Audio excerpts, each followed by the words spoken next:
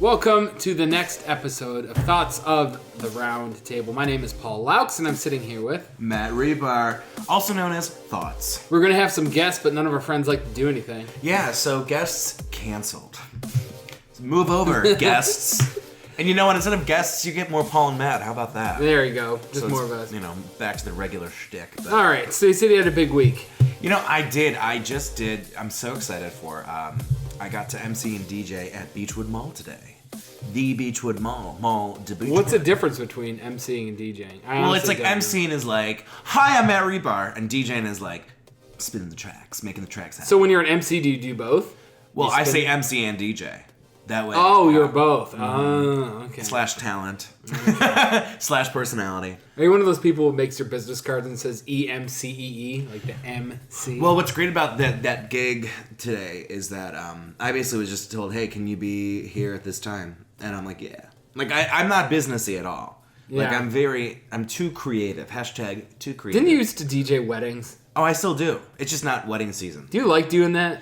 Yeah, you know, I'm more low-key, though. So sometimes it's hard when you have a couple who's like, if I don't get every song in this order, and like then it's like, I'm not gonna lie. Like for my wedding, we had a must playlist. Mm-hmm. To be honest, I don't know if they even hit all the songs. Nor do I really care. That was the drunkest I've ever been. I didn't care at all. Yeah, well, I didn't notice. You're dealing with a lot of drunks. Today's event, you know, it's family friendly, it's sober. So the worst thing that happened is when a song that you know has a swear word and you think it's a clean version, and all of a sudden, like, shit gets blasted across the whole mall. You're like, ugh. It got blasted across the entire mall. Well, yeah, because we're in the middle of the mall. So I thought you were like on the PA, on the PA system. Someone's like, you know, in the H&M in the changing rooms, all of a sudden, hey, you look really good right now. How often did that happen? Well, so basically, the Beechwood Mall, if you've never been, let me explain it to you. It's kind of shaped like a ninja star. So there's a center point, and then there's like kind of like legs that kind of like curve off of it. So we're in the center point, and like with two sound systems, just like having a good time. So I'm sure a lot of people heard me. So apparently rave reviews. Everyone's like, you did great, high energy, funny. So that's good. But I'm sure there's a couple people who in are one like, of the last surviving malls in America. Yeah. I Honestly. DJ'd and MC'd at the last mall in America. I have a friend who legit. What he does is he will get permission to visit abandoned malls and stuff and just take pictures. Yeah. Oh, but that's so fascinating. He didn't get permission one time and was like arrested within like 20 minutes. So. Within 20 minutes. Oh yeah, yeah. People call on you. They'll find out. My God. They have like systems and stuff. They have like security systems and stuff too. Yeah. But now he'll actually get like and sell photos of abandoned malls, and it's actually kind of sad. Yeah. At the same time. Can you imagine that phone call, though? Hi, I just want to come into your abandoned property. And first of all, who do you contact? It's abandoned. The owner. You got to find the owner. Who so there's owns still an owner. Okay. For yeah, some I mean, reason, there's still an owner of the place. Just Can because you it's imagine, abandoned. like, you're like at a networking, and they're like, I own Dillard's. I own this wine company. And someone's like, I own the abandoned mall over on I-71. Honestly, I'd rather own that. What would you do with your abandoned mall? If you owned an abandoned mall, what would you do? I honestly think I'd let it just get more abandoned for science. Like, see how long it takes nature to just totally take over. Make it a Chernobyl kind of thing, minus the nuclear. And see how long it takes, like, see all the escalators growing, grass and everything. Ooh. See how long it takes to just completely... Either that or reopen the mall just like that. Like, put stores in there, but they're not allowed to touch anything. Like, everything's just beat up like that. Or what if you turned, like, the main walkway into, like, a track, and then you have the plants, like, naturally growing, and then you sell, like, smoothies.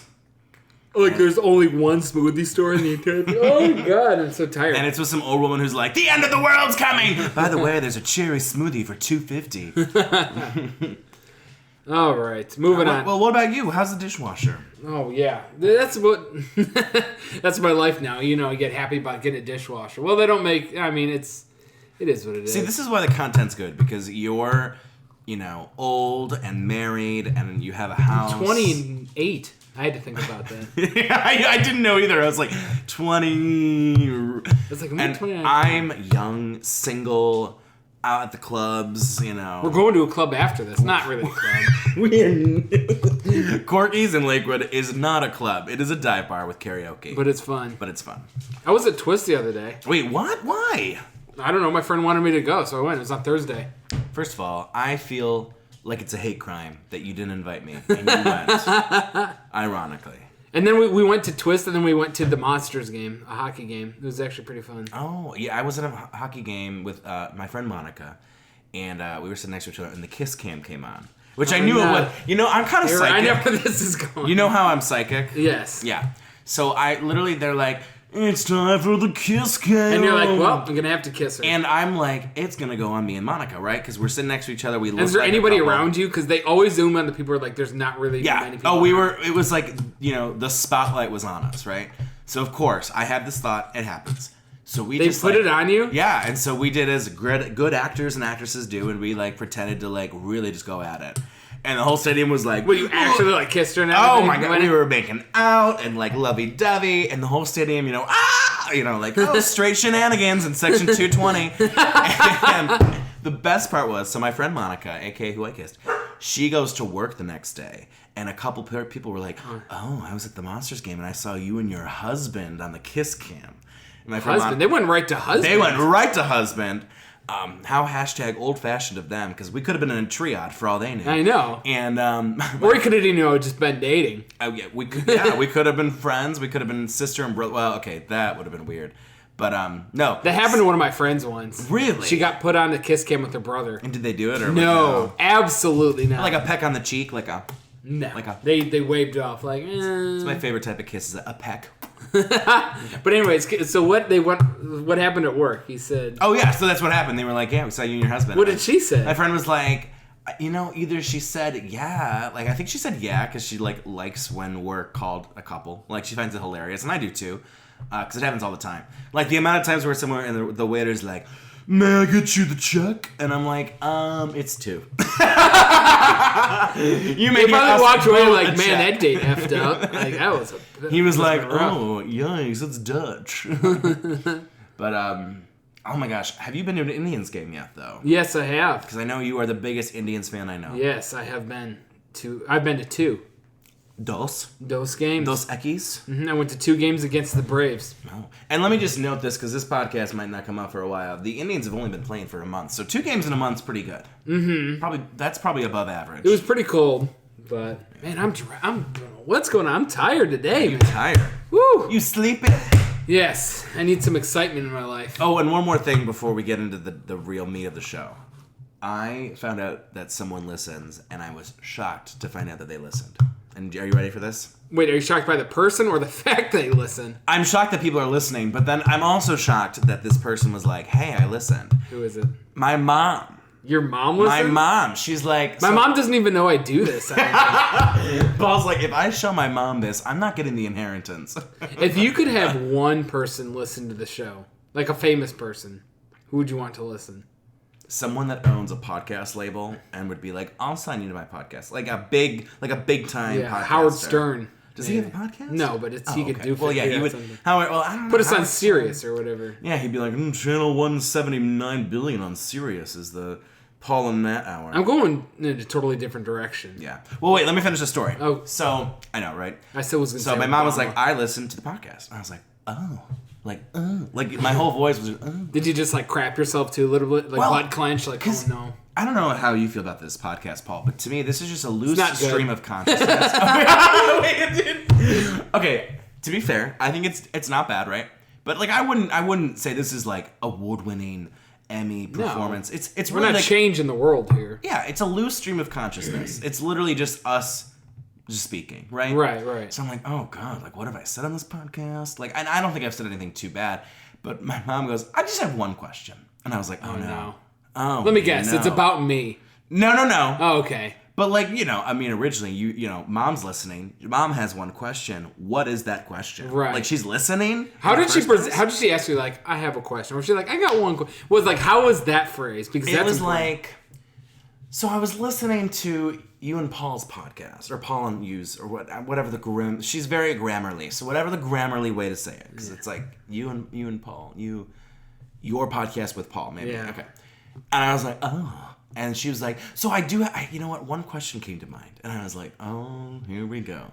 Like, what is it? Is it, dang, I hate Paul? Is it like, I wouldn't blame her. Yeah, right. I mean, hey, whatever. is it like, are you and Paul exes? Like, what is the question, right? And she goes, how's Allie doing? Because we had Allie on the show. That was the question? And literally, I had sweat that was like about to go right between the butt cheeks, you know, that kind of sweat. It like diverged path. I was like, oh, Allie's great. That was it? That was the only question? Like, she's doing great, you know, she's a bartender part-time, and she has, you know, she and Sarah, a beautiful couple, beautiful house. Like, I was so relieved that, like, I was like, what will the question be? How did it feel like forever for her to ask the question? I mean, probably in the moment, yeah, but then, you know, the sweat diverged. I can't believe that of everything was her question. I know. She was on one episode. Well, she said it's good. She's like, I think it's really good. She's like, I'm in the car driving, and it makes me think. Like, I feel like I'm part of the conversation, but I'm not there. And I'm like, can I record you saying that again as a part of our trailer? And then we're going to open every single episode with it. It's like our jingle, like, I feel like I'm part of the conversation, except I'm not talking. Thoughts of the round table. All right, do you want to get to your advice? Or do you want to... What do you want to do? Well, we normally do news first. You want to do news first? I got some news. You know what? Hit me with that news. All right. So, I don't know. This kind of... I go to weird news sites. I love doing those. And I came across one that kind of makes me feel sad at the same time. Because there was a fire department for a smaller town, right? But they had one of those boards out in front where you like stick the letters in. You know how like fast food. Yes, very old school. Yeah. Yes. And they had an ad for firefighter recruitment on it, but all it said was low pay, cool helmets. So my question is, I wonder who like got in trouble for that. Like, who put that up? Was it like some of the newbies? Was it like veteran firefighters? We've been here for 40 years. I think it was just the what I think of is that someone put that up there thinking, you know, people get a chuckle out of it, but it just kind of flops. I mean, you have to admire those 3 firefighters in that small town fire department. Or maybe, what if it's a jab at like taxpayers for like shooting down like a levy? Maybe. Or maybe it could just be like they were, hashtag capitalism. Everyone's like underpaid, right? Right. So maybe they were like, you know what, we're just going to like talk about how cool the helmets are. Well, that's all public information. You can look up what firefighters make. So it's not like, maybe they're trying to, like, they assume people know what they get paid. And they're like, I mean, it could be job marketing. You're right. Yeah. I'd still apply for it, to be honest with you. You'd be a good firefighter. Oh, no, I'd be a terrible firefighter. You'd be the guy... I'm afraid of heights. I can't climb ladders. Well, you'd be the guy who's like by the truck like, ondale. No, I want to be the one on the back like spraying. Like the huge... Or have you seen the bigger trucks are so big, they have a dude sitting on the back driving the ass end. I like that. He drives the ass end. That'd be me. No, I can't climb ladders. Paul's like, I would drive the ass end because I am an ass's end. One of my buddies was training to be a firefighter, and he had their test is pretty rigorous. Really? Like 100 push-ups and like run a mile? I mean, like it's like an obstacle course. Oh, that'd be But fun. one of their the last thing they have to do is pick up this dummy that's supposed to be dead weight because it's a dummy. And it's 180 some pounds, and they have to carry it like 150, no, maybe not, like 50 yards. 50 yards. Like quite a ways. Oh, child. That's half a football field right there. And so I weigh... Right? It's 50 yards, half football. Okay. Oh, I'm so smart. I weigh like 187, like close. Do you? Yeah, about maybe 190 now, yeah. Do you? I really do. Okay. What, you don't believe me? I just don't want you to lie in this podcast. My mom listens. I do not. So anyways, but he goes, I need you to just go dead weight for a second. I need to train on carrying like just dead weight. I'm like, really? So in like my backyard over here, we like measured out like 50 feet like down the street.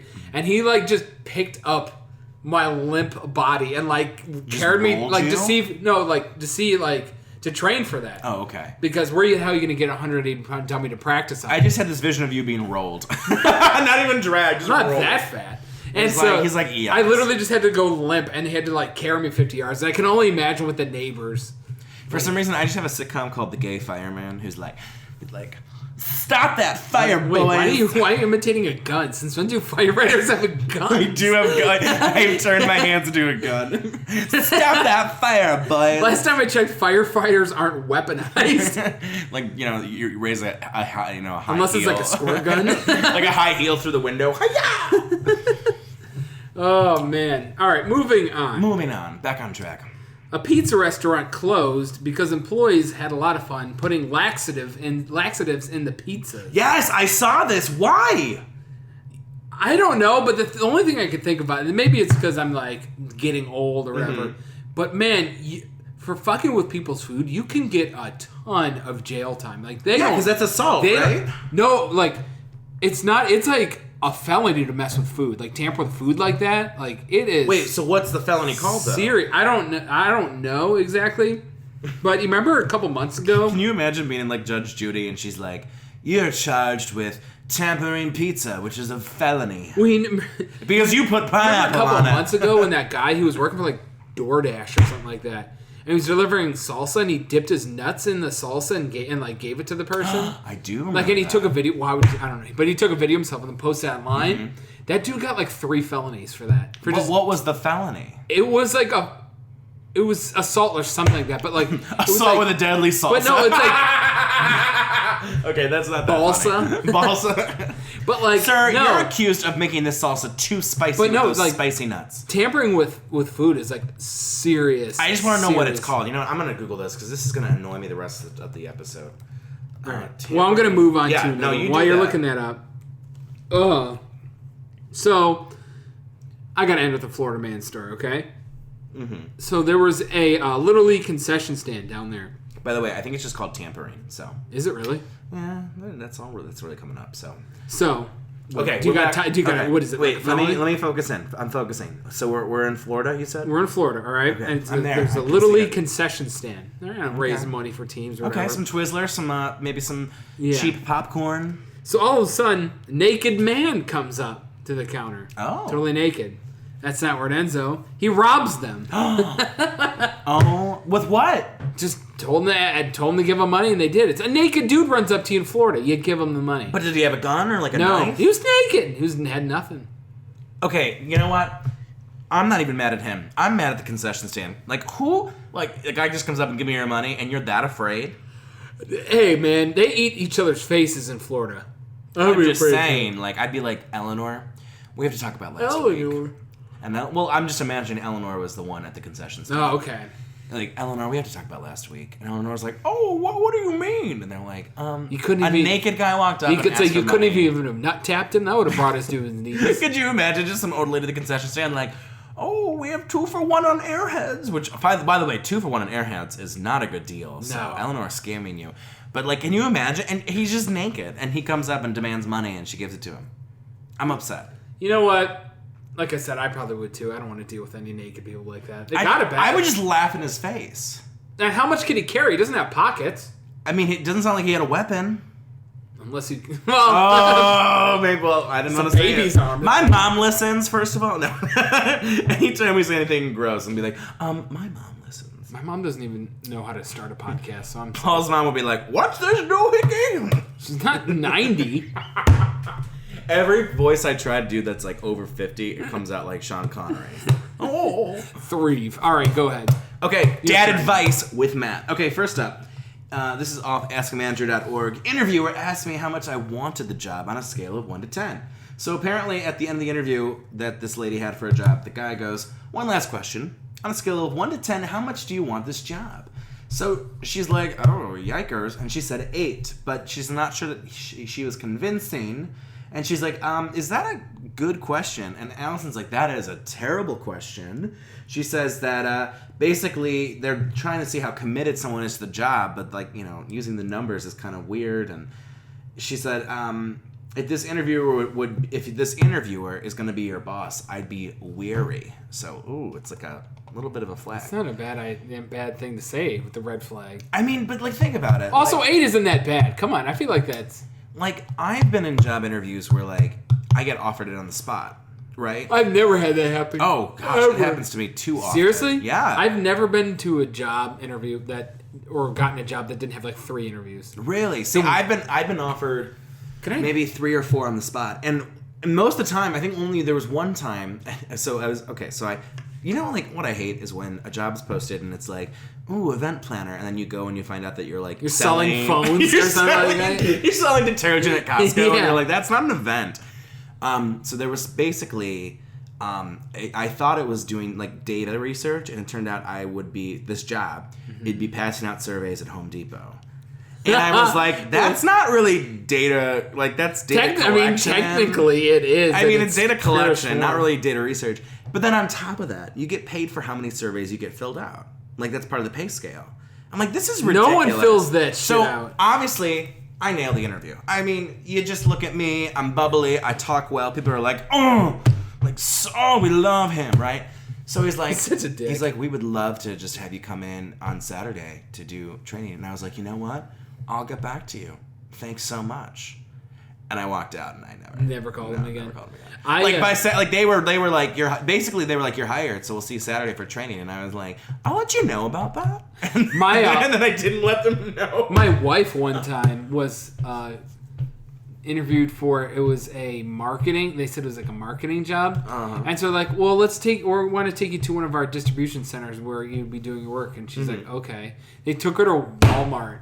She'd be passing out things at Walmart. Jesus. And it's like, like, my thing is, be transparent. Like, there are some people who are like, you know what, I wouldn't mind just passing out surveys or whatever at Home Depot, like easy money, you know. High schoolers. You sit there, but like, don't call it like, oh, we need a vice director of event materials listing. Like, no. If that's not the job, say what it is. Say what it is. Also, I was in an interview once. Have you ever done a group interview?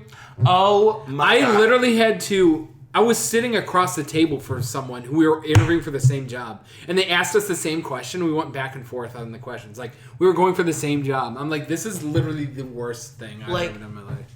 Even if there was, let's say they're like, okay, the local pool needs 5 lifeguards, and they want to interview like 2 or 3 people at once, which it's still stupid, right? Yeah. Okay, maybe you can get away with that. It's still stupid. But, like, when you got one position and you got people, like, against each other, it's like Battle Royale for the job. It's just, I feel like it's just immoral almost, you know? Yeah. I like that, immoral. Meanwhile, on Dear Abby, affair that led to a long marriage remains a secret. So this writer says, many years ago, I had an affair with a married man. Eventually, we married and we're together, but no one knows that we had an affair for 5 years. It's not an affair anymore. It's just a straight-up relationship you had. Well, they cheated for 5 years with each other and then dated and then got married. Okay. And apparently she's like, well, I have these love letters and poems that I would love to share with my kids, and like I might give insight into divorce and marriage. And Abby's like, listen, sweetie. Well, no, Abby's so sassy. She's like, listen, sweaty. She's like, listen, sweaty. No. You guys have a good marriage. No questions have been raised. There's nothing positive about disclosing that information after your death. Because like, she basically wants to be like, by the way, I cheated for 5 years on your dad before we got divorced. Here's some love letters I sent. Why would you tell your kids that? Like, that's just dumb. Yeah. I mean, what are the letters going to say? Like, I mean, it's probably. What are you going to get from that? There's nothing you can even get from that. It's just because then you got to explain to them what that means and why you did it. It just sounds like a really bad Lifetime original movie plot. My mom's dead poetry. It sounds like someone's trying to set up a murder. Agatha Christie. I mean, seriously though. You know what? Here's my thing. You have an affair. It leads to a beautiful marriage. Okay, it worked out. You know, crisscross, right?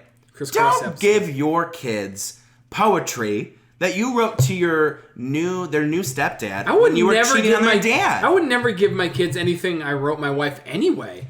Ever. Would you? Would you give like your kids something you wrote like your lover, your husband? I mean, these days, like, I don't know. Like, if it was 1930 and it was like, Dear Marjorie, I'm on the front lines in battle. I know, writing from a ditch. Like, okay, cool. Like, thanks, great grandpa. But, like, these days, what are you writing in a freaking poem that you're like, my kid needs to see this? I'll just forward my kids all the emails. She's like, you know what I'm going to do with these old poems? I'm going to dip them. You know, like, how you can, like, use tea and put them in the oven or whatever, and you can create, like, old parchment. She literally wants to turn these love letters into like an arts and crafts project. Okay, so this one's pretty short, but basically this guy's like, my wife complicates simple tasks. So he's like, listen, my wife can't do anything, and she makes I know, right? And she complicates things that are simple. I don't even want to go into detail because I think this guy already off the bat sounds terrible. Like, This is probably the guy that the other lady got divorced with. Probably, all these poems. It all goes full circle. She's like, okay, yeah, maybe it takes me 10 minutes to turn on a washer, but like, at least I'm doing it.